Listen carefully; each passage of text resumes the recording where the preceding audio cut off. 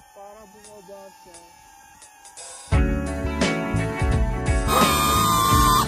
Okay, ganun. So, 4 meters. Boomerang. 3, 2, 1.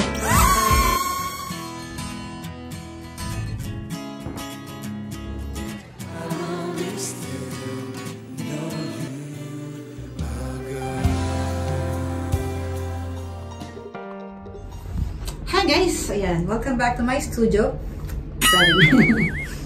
Ayan, nandito ulit tayo sa favorite kong studio type sa bus stop. So, ayan, welcome back to myself. Ayan, today ay, ano nga bang date ngayon? Basta, tapos yung temperature today is, ano lang naman, 3 lang siya. So, hindi siya malamig.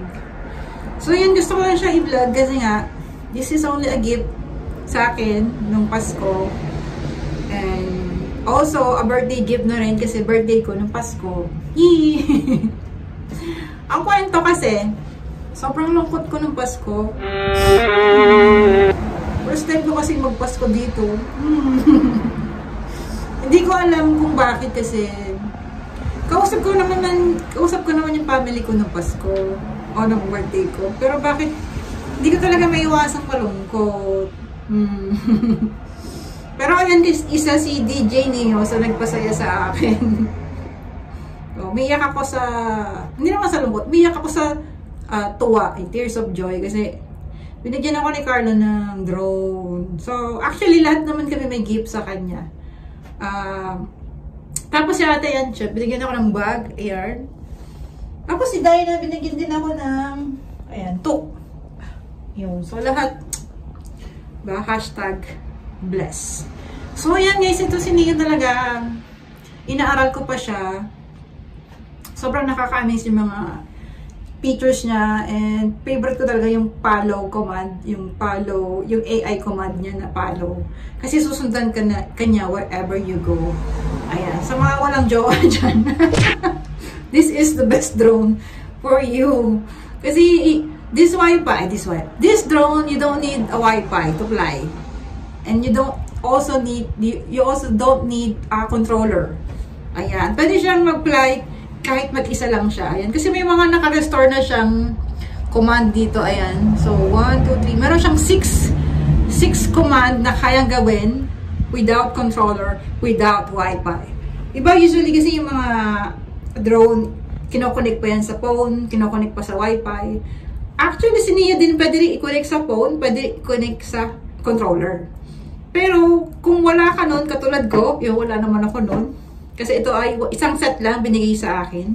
Choosy pa ba ako, diba? Kasi pag bumili ka nito, pwedeng 1 set.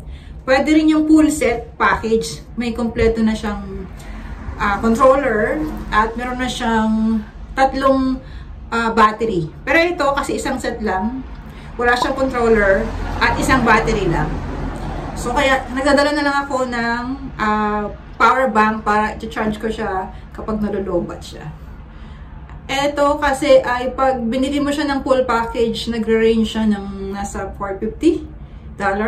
And pag binili mo na siya ng isang set, ito, si Neo lang, ano lang siya, nasa 200. Pero malaki pa rin yun as a content creator. Wow, content creator. As a content creator, talagang pinapangarap natin na magkaroon ng drone.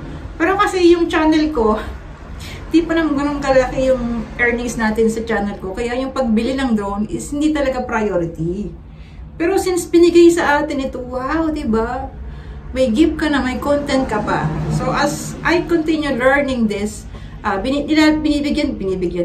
ginagawan ko rin siya ng video tutorial para sa mga gustong matuto nito. So, sama-sama tayong matuto guys. So, ngayon, tatry ko siyang i-apply at i-gamitin yung kanyang AI command.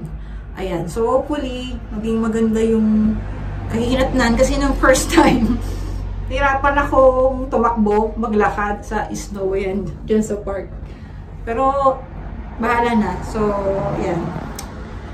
If you want to know more about that, so, you may consider subscribing and let's be friends.